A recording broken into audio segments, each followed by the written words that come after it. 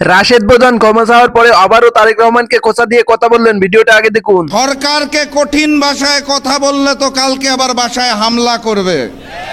তাহলে সম্মানের সাথে বিনয়ের সাথে বলতে হবে, মাননীয় প্রধানমন্ত্রী, মাননীয় স্বরাষ্ট্রমন্ত্রী, মাননীয় জ্বালানি মন্ত্রী, এতই যদি মজুদ থাকে তাহলে এত বড় লাইন কেন? এই মজুদ কোথায় রেখেছেন?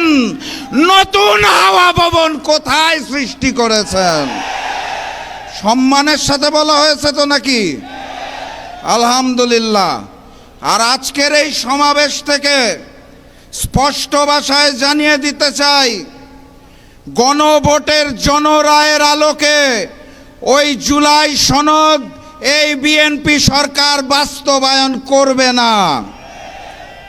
অতএব তাদেরকে বাস্তবায়ন করাতে হবে।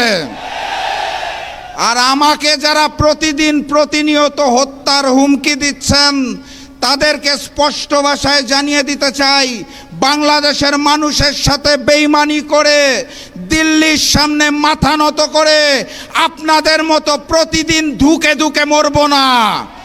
আল্লাহ নির্ধারিত সময়ে মৃত্যুবরণ করব, তার আগে পর্যন্ত ইনসাফের জন্য লড়ব ইনশাআল্লাহ। সবাই লড়াইয়ে প্রস্তুত আছেন? আগামী লড়াইয়ের প্রস্তুতি আছে?